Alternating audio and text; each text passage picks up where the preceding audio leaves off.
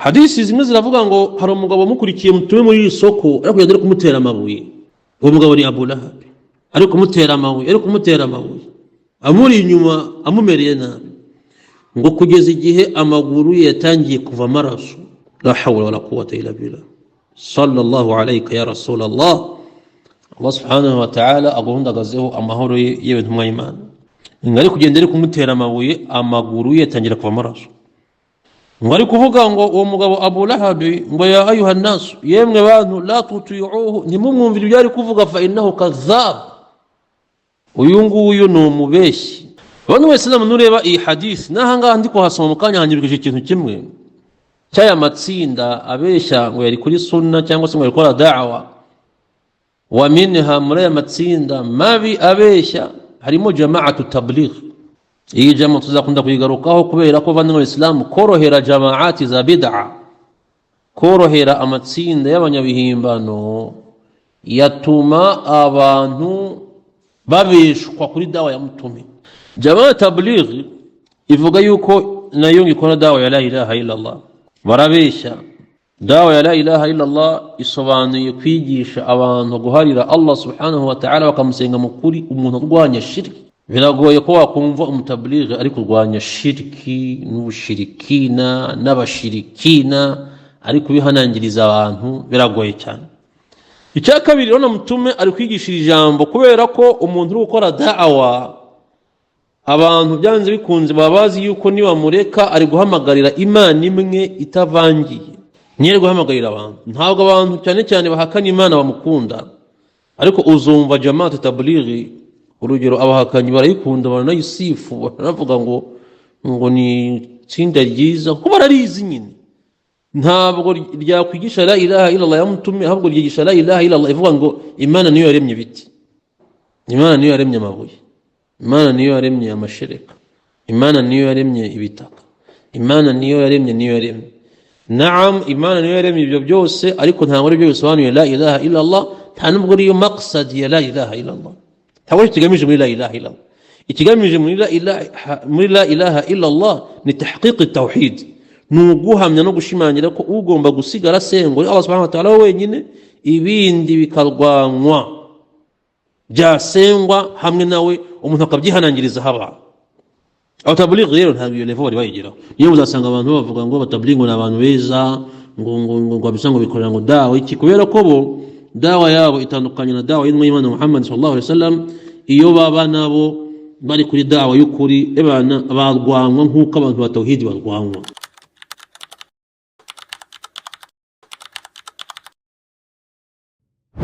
Assalamu alaikum wa rahmatullahi wa barakatuhu. Alhamdulillahi rabbil alamin, wassalatu wassalamu ala ashrafil anbiya'i wa imamil mursalin سيدنا محمد صلى الله عليه وسلم وعلى آله وصحابته وسلم تسليما كثيرا. أما بعد، فأوصي نفسي وإياكم بتقوى الله عز وجل. تكون dushimire Allah subhanahu wa ta'ala. Allah we udushoboje ko twongeye kubona uyu mwanya mwiza wo guhugurana no kwigishanya, dusabira intumwa Muhammad sallallahu alaihi wasallam kamahoro n'imbabazi bya Allah subhanahu wa ta'ala byamubaho, we nabiwe n'abasangira ngendo biwe n'abamukurikiye n'abazagumya kumukurikira no kumukurikiza kuzageza ubuzima bwabo bwa nyuma. Bavandimwe b'Abayisilamu, nk'ibisanzwe turacyakomeje amasomo yacu mu gitabo Bulughu Saadati min adillati tawhid al-ibadati, aho turebera hamwe hadithi zikomoza kuri tawhid. Ni igitabo cyanditswe na Sheikh Salah ibn Muhammad al-Budayri, imamu na khatibu ku musigiti w'Imana Muhammad sallallahu alayhi wa sallam. Dusaba Allah subhanahu wa ta'ala ko yagumye kumwongerera ibyiza n'abandi abari bo bose bandika kugendanye na tawhid. Bavandimwe b'Abayisilamu, no munsi tugeze ku muryango wa 9 bi'idhnillahi ta'ala. Tuba tugenda twigishanya gake gake,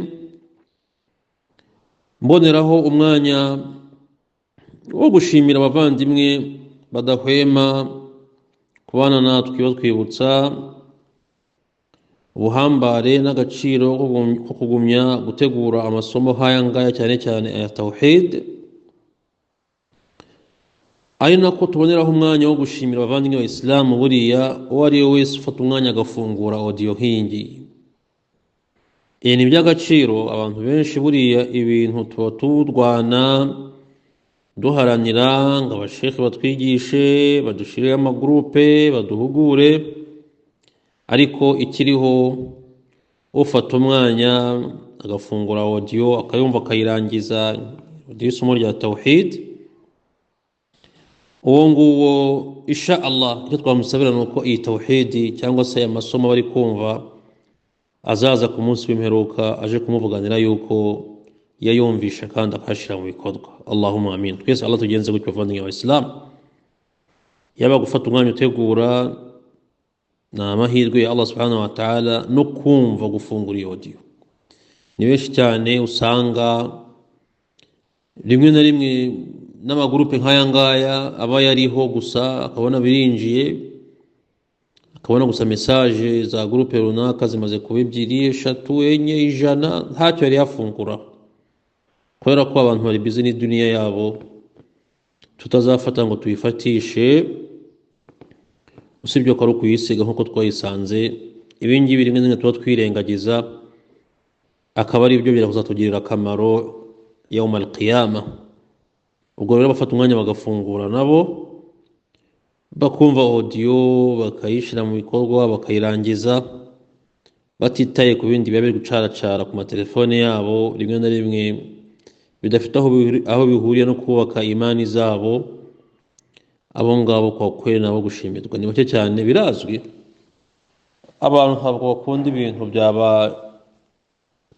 byabahereza ijuru hano ku isi, kubera ko hadisi yagaragaje yuko ngo hufati aljannatu bilmakarih wa hufati annaru bishahawati, ngo buriya aljanna ijuru n'ibijyana abantu mu ijuru bikikijwe n'ibintu abantu badakunda, abantu banga, abantu babona bitari kubashira muri mudu zo kubashimisha hano ku isi. Ibikikije aljanna ngo ariko ibikikije umuriro ngo ni ibintu abantu bikundira, kubera ko bijyanye na shahawa zabo n'amarangamutima yabo y'abantu bumvisha inkuru. Urugero, bamwe mu bantu bakumva inkuru zikomoza ku by'ubusambanyi, usanga bari kuzitega amatwi cyangwa se bari kuzikurikirana. Rimwe na rimwe bikomoza ku miziki cyangwa se bivuga ku miziki, ugasanga abantu ariko rimwe na rimwe iba biberekeza muri aljanna, ari usanga byabarambiye cyane badashaka kubyumva. Allah rero aduhereza inyota yacu iteka ryose izabe ari inyota ituganisha kuri aljanna. Naam. Babu ahli tawhidi hum ahlul amni wal ihtidaa. Bavandimwe b'Abayisilamu, uyu muryango wa 9 tugiye kurebera hamwe, ndakeka turahita tunawusoza kubera ko harimo hadisi 2 gusa. Ni umuryango ugaragaza yuko abantu ba tawhid, abantu bahariye Allah subhanahu wa ta'ala ubumana bwe bakamusenga wenyine, ngo nibo bantu batekanye, haba mu buzima bwo kuri iyi si n'ejo ku munsi w'imperuka ndetse no mu mva. Nibo bantu bazaba batekanye, ni nabo bayobotse umuyoboro ugororotse, umuyoboro mwiza wishimiwe na Allah subhanahu wa ta'ala. Ndakeka bikumvikana abavandimwe b'Abayisilamu, nta kuntu Allah subhanahu wa ta'ala wamuharira ukumusenga ari umwe ngo ntutekane, ntacyo uba wishinja. Unageze imbere ye nta kinini kabisa uba wishinja. Bishatse kuvuga ngo abantu bari mu makuba badatekanye, haba hano ku isi neje ku munsi w'imperuka no mu mva zabo, ni abantu b'abashirikina batigeze baharira Allah subhanahu wa ta'ala ubumwe bwe. Barabizi yuko umunsi bahuye na Allah subhanahu wa ta'ala isoni zizabakora, ibyo ngibyo barabizi, kuko babaye kuri iyi si batamusenga subhanahu wa ta'ala, bari bibereye mu bindi, bari mu mpaka. Ubwo rero nimugera imbere byanze bikunze bazaseba. Bafite igihunga hano kuri iyi si, mumva bazaba bafite igihunga, no ku munsi w'imperuka bazaba bafite igihunga, nta gutekana bazigera bagira. ubwo no kugira tauhid niko gutekana, no kugira tauhid niko kuyoboka. Abavandimwe b'Islam, ibihugu n'ibihugu bwabyo gutekana, buriya abantu batazi Imana, batari kumwe n'Imana, usanga babayeho bahangayitse, na baraka zose umuntu yagira zose azigira kubera ko aba ari kumwe na Allah subhanahu wa ta'ala. Kadusome hadisi ya mbere, bismillah. Ni hadisi ya 44 ubu ngubu tugezeho. Ani Abdullah ibn Mas'ud radiyallahu anhu qala لما نزلت الذين آمنوا ولم يلبسوا إيمانهم بظلم الأنعام قلنا يا رسول الله أينا لا يظلم نفسه قال ليس كما تقولون لم يلبسوا إيمانهم بظلم بشرك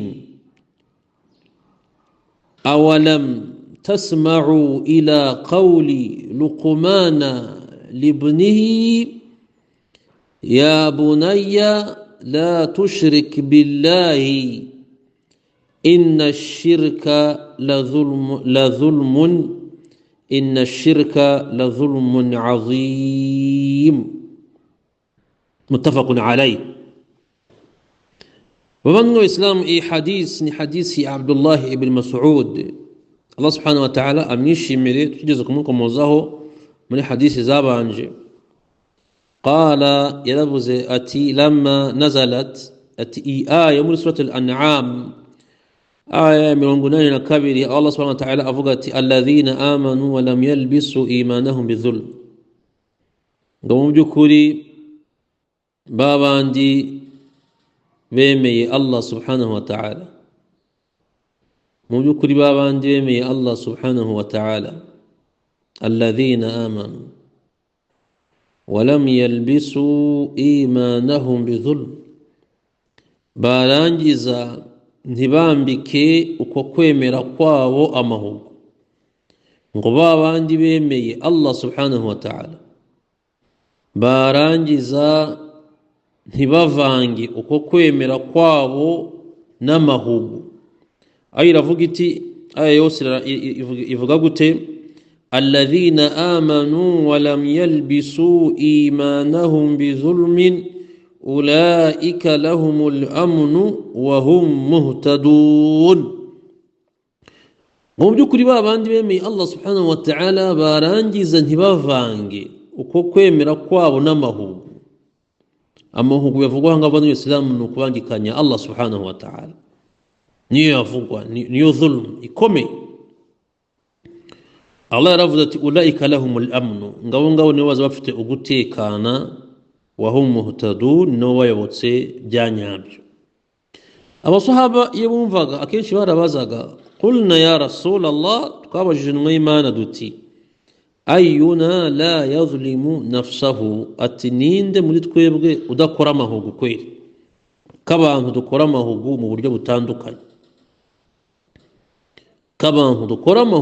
butandukanye, turahuguzanya. Ati niba ari gutyo bimeze rero nta mutekano tuzigera tugira, nta nubwo tuzayoboka. Qala, Imana irabasubiza iti laysa kama taquluna, ntabwo ari cyo gisobanuro mwagiyeho kigamijwe muri iriya aya. lam yalbisu imanahum bizulm, babandi batavangiye imani zabo n'amahugu, ay bishirki, ni babandi batavangiye ukwemera kwabo kwa la ilaha illa Allah ngo bakuvangire n'iki? Nibangikanyamana. awalam tasma'u ila qawli Luqman libnihi, ntabwo mwumvishe Luqman ari kubyira umwana we amuha impanuro, amubwira ati muri surati Luqman aya 13, ya bunayya, mwana wanjye, la tushrik billahi, ntuzakore ibangikanyamana Allah subhanahu wa ta'ala, kubera ko inna shirka kubangikanya Allah subhanahu wa ta'ala la zulmun azim, niyo mahugu akomeye cyane. Inna shirka, mu by'ukuri kubangikanya Allah ngo niyo mahugu akomeye cyane. Bavandimwe Islamu rero, ni hadithun azim, ni hadisi ihambaye ikomeye cyane kuri wa wundi utekereza kuri hadisi nk'izi ngizi. Amahugu yarimo ibice bibiri, cyangwa se ashobora kuba afite n'ibice bitandukanye kuwazana ibindi bice, ariko ibizwi ni bibiri cyane. Hari amahugu yaba yagamijwe guhuguza Allah subhanahu wa ta'ala, n'andi mahugu umuntu yakwihuguzamo yatari guhuguza Allah subhanahu wa ta'ala. Amahugu rero yashingiye ku guhuguza Allah subhanahu wa ta'ala nuko umuntu yakorera shirki Allah subhanahu wa ta'ala. Bavandimwe Islam, ila al'ana hari abantu batumva impamvu shirki aricyo cyaha gikomeye cyane, kubera ko Allah subhanahu wa ta'ala niba yarakuremye wenyine, akakugaburira wenyine, akaguha amafunguro wenyine, ni kuki wajya gusenga ukamusengana n'ikindi kiremwa, ukamusengana na Yesu, ukamusengana na Muhammadi, ukamusengana na Hasan na Hussein, ukamusengana n'igiti, ukamusengana n'ibuye, ukamusengana n'iki na Bikira Mariya, ukamusengana. Ibi ngibi byose ni ibiremwa, kubera ko Allah yitwa Rabbul Alamin, niwe murezi, umuremyi w'icyari cyo cyose. Ntabwo rero asenganwa n'icyari cyo cyose, asengwa wenyine subhanahu wa ta'ala. Ayo ni amahugu akomeye cyane. Kongera kwibutsa abavandimwe wa Islam, uno munsi turacyagira inama kubera ko dufite aka kanya, ariko abavandimwe wa Islam, iyo malaku al-maut amanutse, ibyo uri kureba bari ibindi mu Islam. Abantu rero baba abishoye mu bushirikina ahambere, yaba hari n'abari kubwishoramo ubu ngubu, yaba hari na wenda bagira amahirwe make mu Misiri imbere bikaba babugwamo. Allah biturinde, tunasaba Allah kuturinda kuba twamubangikanya tukaba tubizi cyangwa se tutabizi, yaba mu buryo buke cyangwa se bwinshi. Bavandimwe wa Islam, ko shirki ni icyaha gikomeye cyane, ni icyaha iyo umuntu agipfanye ntabwo Allah amubabarira, ni icyaha gikuraho ubuyisilamu bw'umuntu. Bavandimwe wa Islam, shirki, kubangikanya Allah subhanahu wa ta'ala, bikuraho ubuyisilamu bw'umuntu. Ubwo rero tutinye ubushirikina, tunamenye ko umushirikina hava akagera nta mahoro azigera agira. Nta mushirikina ugira amahoro, niyo wamubona atekanye mu mamodoka akora iki, abazi ko umunsi yapfuye ni finali jahannam khalidina fiha abada, aramutse apfuye adakoze tauba. Iyi hadisi tuyisobanukirwe, tumenye yuko ugutekana, ukuyoboka, ukuryoherwa n'ubuzima bw'isi biri kuri ba bandi bemeye Allah subhanahu wa ta'ala, none ntibakora shirki. Dutinye shirki bavandimwe wa Islam, yaba ntoya cyangwa nini. Hadisi ndakeka yasobanutse biidhnillahi ta'ala. Hadisi ya 45, wa an Rabi'ata ibn Ibad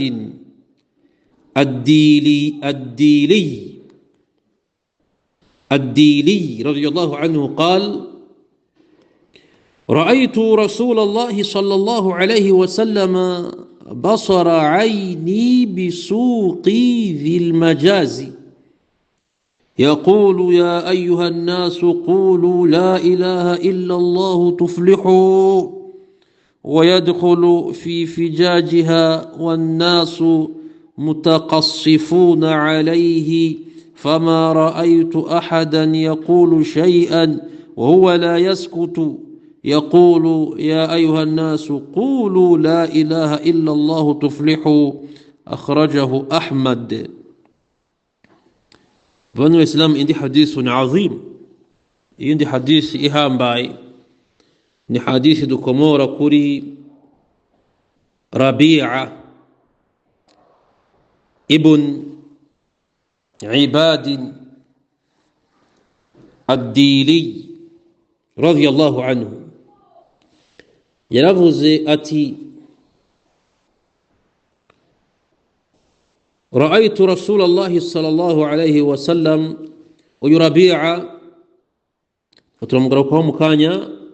Yaravuze ati ra'aytu rasulallahi sallallahu alayhi wa sallam, ngo niboneye intumwa y'Imana Muhammad sallallahu alayhi wa sallam, basara ayni, n'amaso yanjye, bisuqi dhil majazi, ni soko rya dhil majaz, yaqulu, ari kuvuga ati ya ayuha nnasu, yemwe bantu, qulu la ilaha illa Allah tuflihu, nimuhamye yuko nta yindi mana ikwiye gusengwa by'ukuri usibye Allah, mukiranuke, mubone intsinzi, mutekane. Wayadkhulu fi fijajiha, akinjira mu tuyira tw'iryo soko hirya no hino. Wannasu mutaqassifuna alayhi, abantu bari kumunyega, bari kuvuga ati uriya mugabo yabaye iki, ari kuvuga ibiki. Ngo fama ra'aytu ahadan yaqulu shay'an, ntabwo nigeze mbona umuntu ari kuvuga ijambo adaceceka, huwa la yaskutu, arisubiramo buri kanya. Yaqulu, avuga ati ayyuha nnasu, yemwe bantu, qulu la ilaha illa Allah tuflihu, nimuvuge la ilaha illa Allah, mubashe gukiranuka no gutsinda. Akhrajahu Ahmad, hadisi yakiriwe na Imam Ahmad. bavandimwe b'Abayisilamu, iyi hadisi nk'uko twabivuze ni hadisun azim, ni hadisi ihambaye cyane.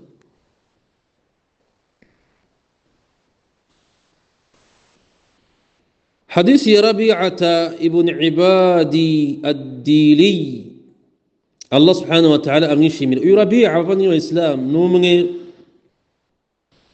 mu bantu babayeho mu gihe cya jahiliya. Ntabwo nigeze mbona ubusobanuro bwe cyane, gusa azwiho iyi hadith, azwiho iyi hadithi yabonye mutume kuri iki gihe aza kuzaba umuyisilamu. Iravuze ati ra'aytu rasulallahi sallallahu alayhi wa sallam basara ayni bisuqi dhil majaz, ngo nabonye intumwa y'Imana Muhammad sallallahu alayhi wa sallam,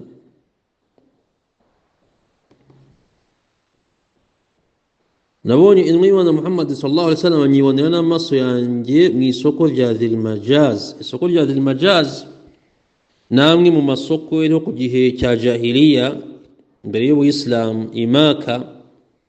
Urugero rwayo ni nk'isoko rya Ukaz hamwe n'isoko rya Mijinna n'andi masoko yariho ku gihe cya jahiliya. Ni isoko rizwi cyane, abantu barateranaga ari benshi, ibihumbi n'ibihumbi, mu isoko rya Dhil Majaz bakunda kuhateranira.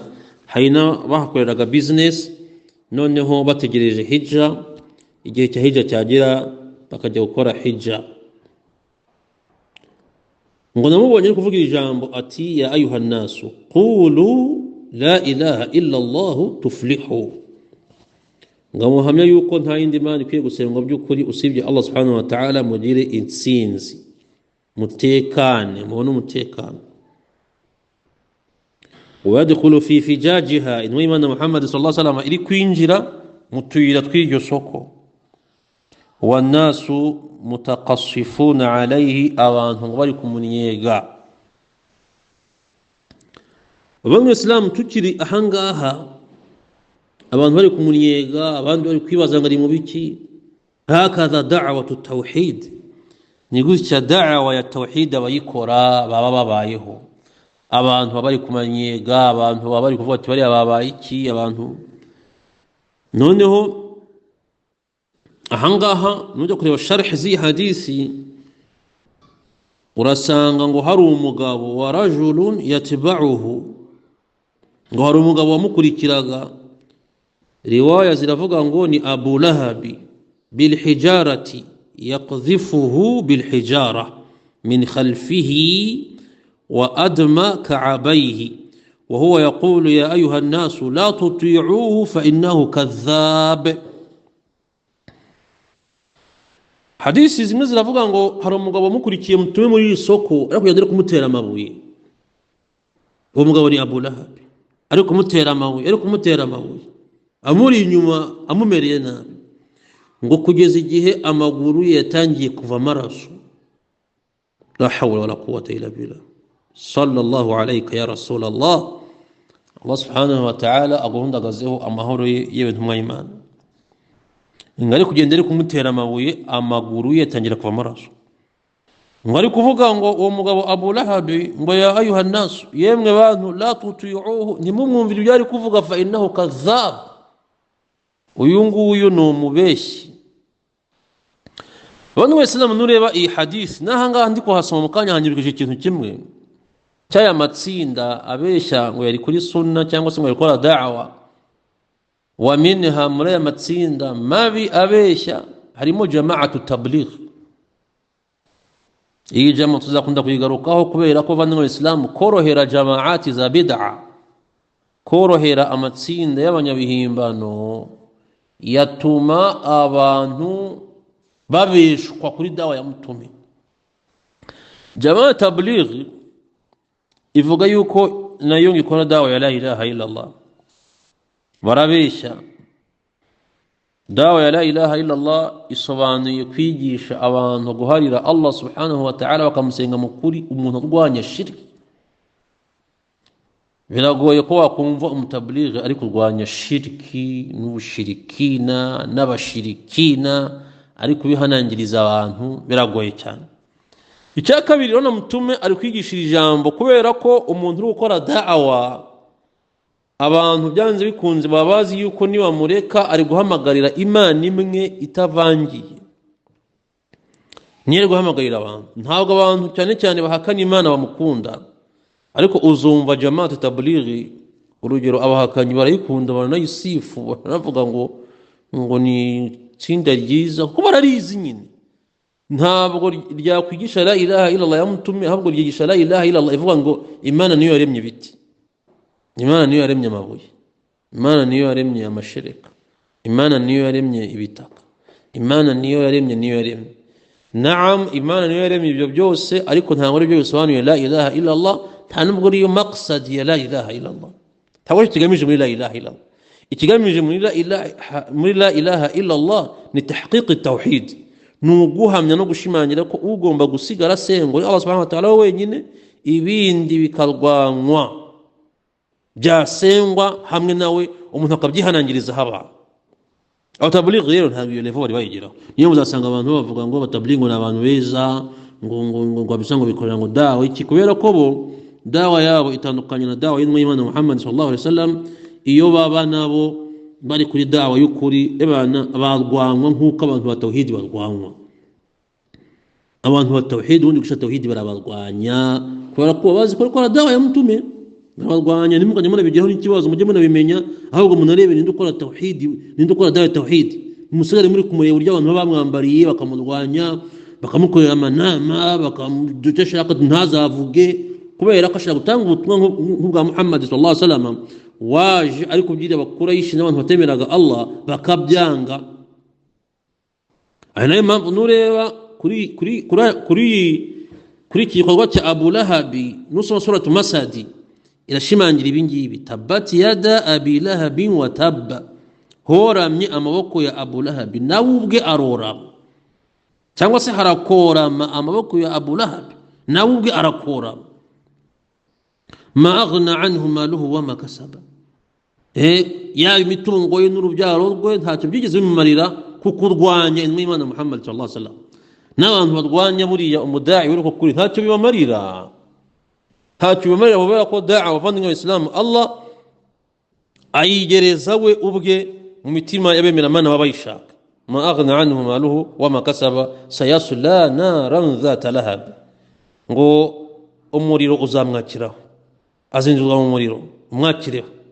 Wa mura'atuhu hammalatal hatab, ngo n'umugore we wajyaga agenda yikoreye inkwi z'amahwa zo gutega Mtume kugira ngo nagenda ari gukora tauhid amahwa yaze kumujomba.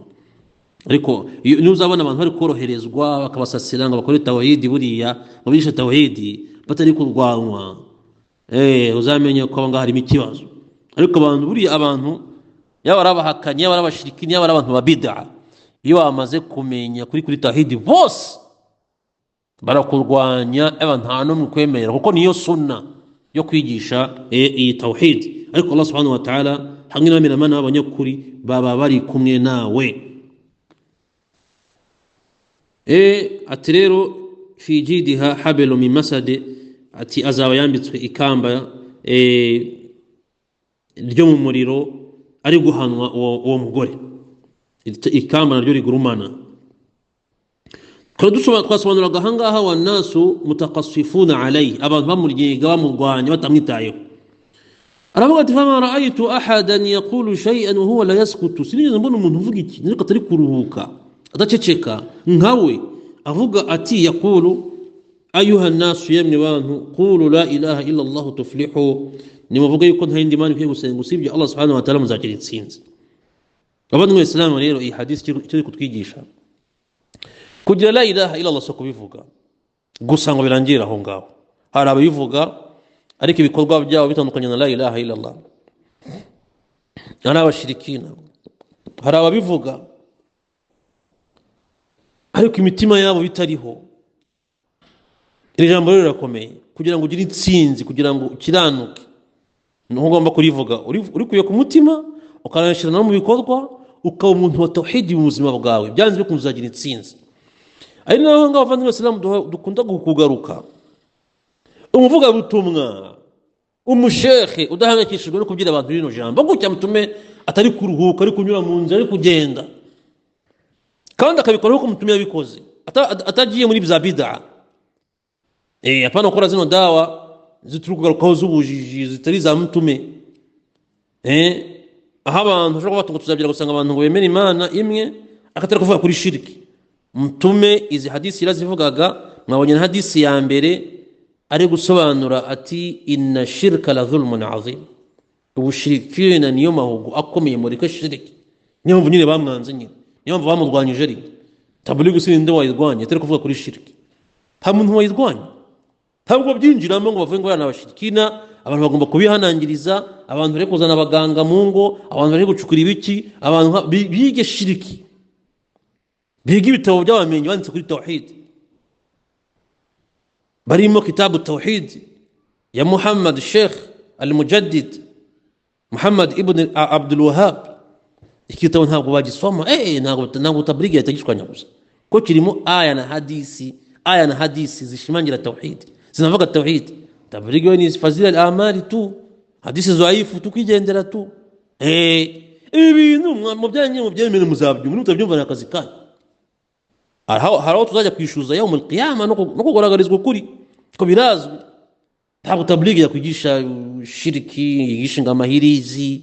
hapana, wibereye tu la ilaha illa Allah, umuntu wahita bitekera umuceri n'agapirawu bakirira, basikarangirira aho ngaho bari muri ibyo ngibyo singisi kitatu joro. ariko ntabwo da'wa asli yabo ishingiye kuri ingi nk'ibimenyetso tubonye. haba no mutera tabligh amabuye cyangwa ngamuhagarika cyangwa kuri cyo kumwandikiye gusa ibipapuro gusa kigendera. ariko iyo abantu bamaze kumenya ko ukora dawa nk'iya mutume, bagasobanura la ilaha illa Allah nka mutume, byanze bikunze abameze nka Abu Lahabi bagomba kugutera amabuye kandi amaraso akava ku maguru. bano Islam reka dusozereza hanga inshallah ta'ala. ndakeka biri kumvikana, izi hadisi ni ebyiri zikomeye. Allah agomba kudufasha kuzishira mu bikorwa. wallahu a'lam wa sallallahu ala sayyidina Muhammad sallallahu alayhi wa sallam. wassalamu alaykum wa rahmatullahi wa barakatuh.